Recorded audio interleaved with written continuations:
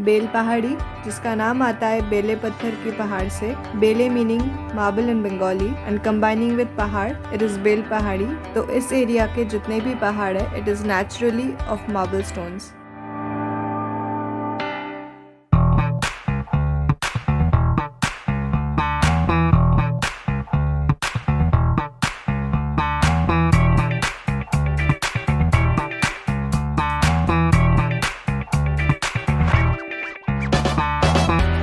Continuing from my last blog, जैसे हम केरकी lake से निकल के बेल पहाड़ी की ओर चले, we chose to visit the Dhange Kushum waterfalls and also end our day's exploration over there.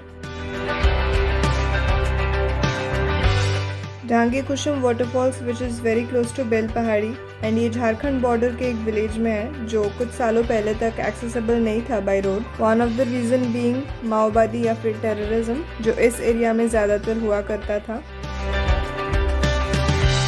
And another thing is ये जो पहाड़ जैसे रास्ते दिख रहे हैं ये पत्थर काट के बनाया गया है रास्ता। तो इस बड़े से पत्थर की वजह से यहाँ पे कोई रास्ता नहीं था to connect to that part और दैट विलेज।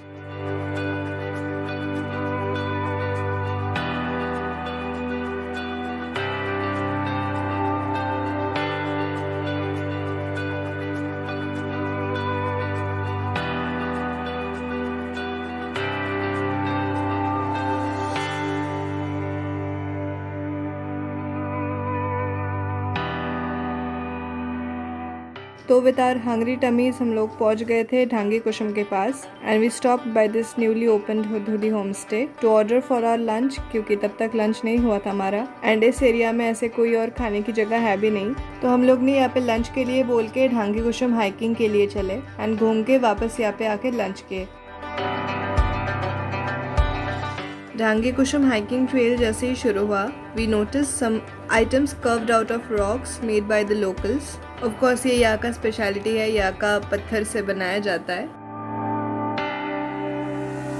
पहले रॉक में मशीन से मेजर बड़ा शेप दिया जाता है, फिर उसमें जो छोटा छोटा कार्विंग्स और डिजाइन्स होते हैं वो इस तरह से हाथ से किया जाता है। यहाँ से कोलकाता एंड इंडिया के डिफरेंट स्टेट्स में ये चीज़ हैंडीक्राफ्ट्स फेयर्स में भी जाते हैं एंड ऑल्सो इंटरनेशनली भी ये सेल होता है।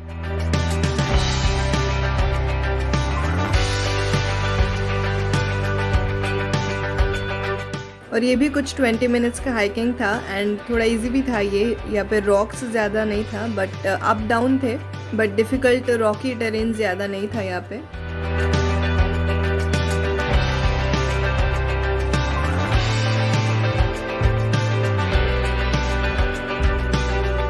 तो पहुंच गए हम ढांगे कुसुम वाटरफॉल्स एंड यहाँ से पूरे एरिया को देखने में एंड ऊपर से नीचे तक वाटरफॉल्स देखने में भी काफ़ी अच्छा लग रहा था। पर क्योंकि ये फरवरी था एंड ड्राई सीजन तो इसका रियल एसेंस तो नहीं आया। वो पाने के लिए monsoon is the best time, but monsoon में एक जो प्रॉब्लम है मेजर वाला वो है ये जो सारे हाइकिंग ट्रेल्स है जहाँ पे भी हाइक करना है या फिर रॉक्स पे चढ़ना ये सब है तो वो स्लिपरी रहता है मानसून में ऑफकोर्स, तो वो एक डिफ़िकल्ट चीज़ है।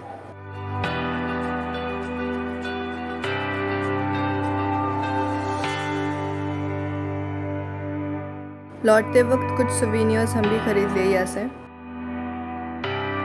और लगभग 4 बजे पहुँचे हुदहुदी होम स्टे पे लंच के लिए।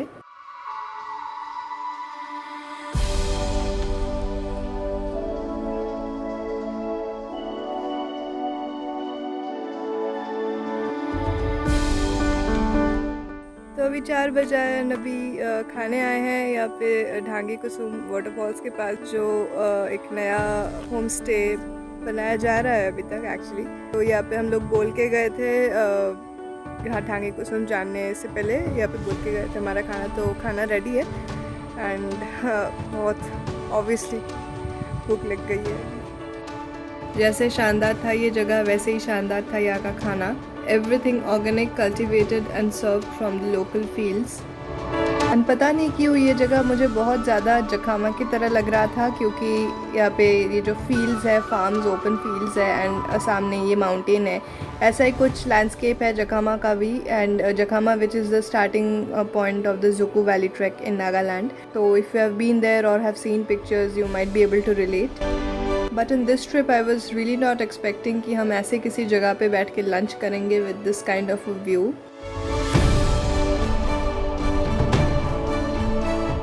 लंच के बाद यहाँ के रूम्स के भी एक बार चक्कर लगा लिए एंड यहाँ के रूम्स काफ़ी बड़े एंड वेल मेंटेन्ड हैं। इस होम स्टे पर अभी भी कुछ कुछ चीज़ बन रहा है, डेवलप हो रहा है, बट फिर भी people have started staying here and हमें अगर पहले पता होता तो हम भी यहाँ पे एक दिन का रूम यहाँ पे ही ले लेते, क्योंकि just imagine staying over here with nothing, just nothing around. और ये जगह इतना पॉपुलर अभी तक हुआ नहीं है, इसलिए यहाँ पे एक ही होम स्टे है, इसलिए इसका ब्यूटी से उभर के आ रहा है। और इन फ्यूचर यहाँ पे अगर और एक दो होम स्टे हो जाता है तो ये एसेंस तब नहीं रहेगा।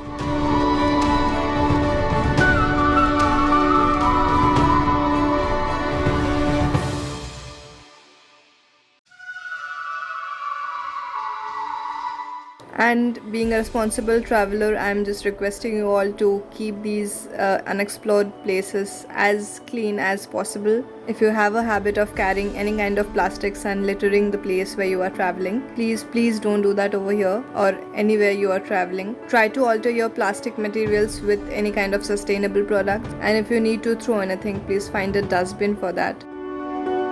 Sunset का मजा लेते हुए we then drove back to our homestay from Dhange कुसुम। और जैसे ही पिछले वीडियो में I showed you the ropes जो बाबुई लीफ से यहाँ पे बनते हैं, उस दिन लौटते वक्त इसका बनाने का प्रोसेस भी दिख गया।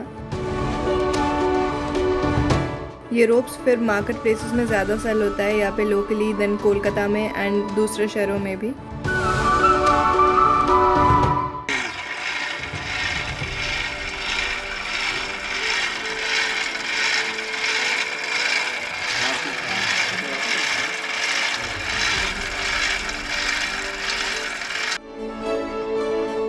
शाम को फिर होम स्टे पर गर्मा गर्म पकौड़े के साथ वहाँ के कुछ और ट्रैवलर्स के साथ बातचीत करके, और क्योंकि तब ठंड वहाँ पे बहुत ज़्यादा था तो एक ग्रुप के साथ बॉनफायर में भी शामिल होके मज़ा आया।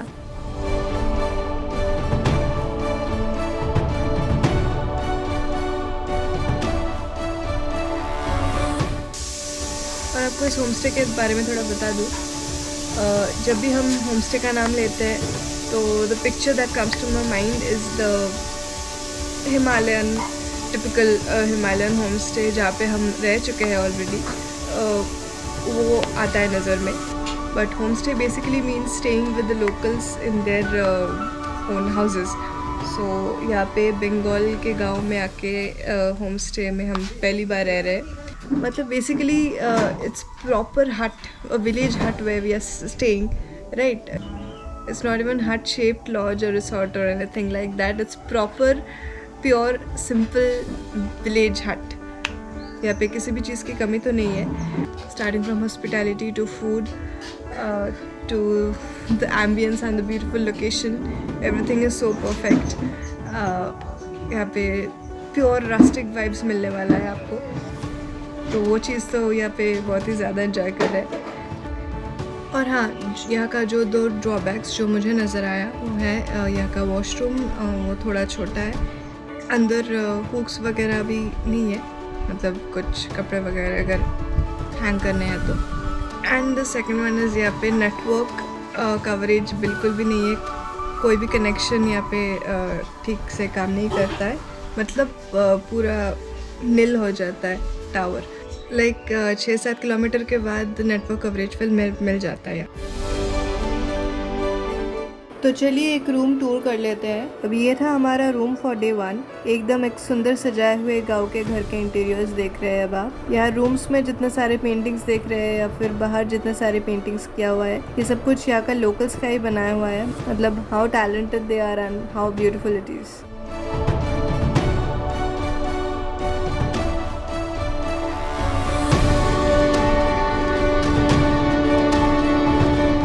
We shifted to this room for day 2 क्योंकि उस रूम पे एक बड़ा कोई टीम का बुकिंग था एंड वो रूम बेसिकली एक बड़े ग्रुप के लिए है। बट उस रूम में ही बाथरूम थोड़ा छोटा भी लगा, पर यहाँ पे बाथरूम का साइज़ ठीक ठाक था, सफिशिएंट था।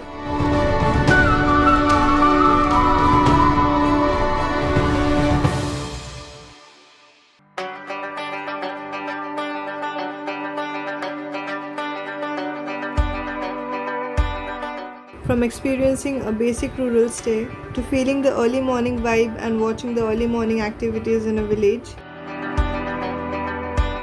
to sipping hot chai in the light of dawn. This has been a uniquely charming experience altogether.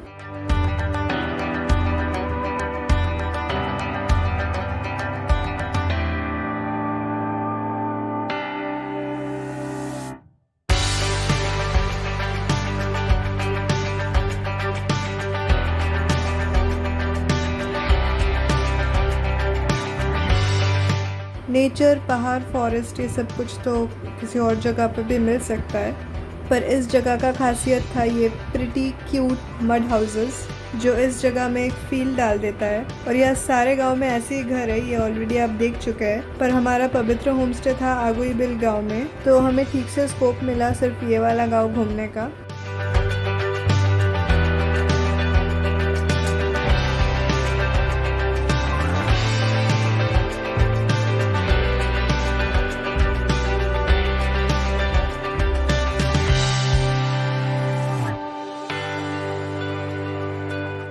I feel for someone like me जिसको हिल्स पसंद है और कंट्री साइड भी बहुत पसंद है, इस तरह के किसी जगह में आके जहाँ पे दोनों का एसेंस मिल रहा है, तो उससे कुछ और क्या चाहिए होगा।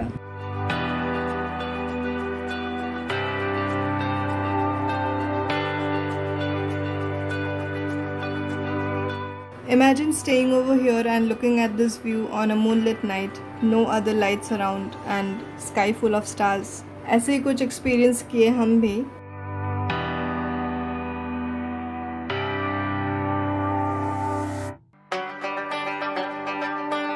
Here are few glimpses जो होम स्टे के सामने ही चाय पकौड़े की दुकान से कुछ कैप्चर करने की कोशिश की थी। And since we could not capture it properly in our cameras, we did capture it in our minds.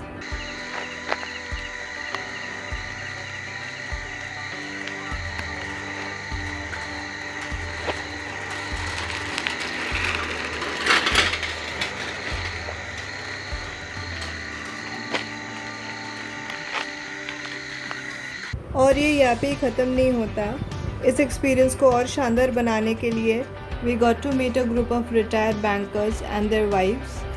They were all above 60 with so much enthusiasm and spirit. Kolkata से घूमने गए थे ये लोग भी।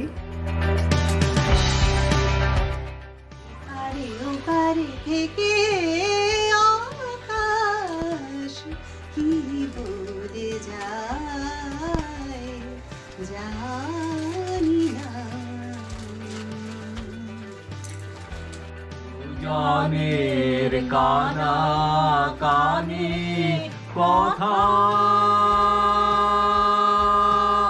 দুজনের মিলন বিহ্বলতা।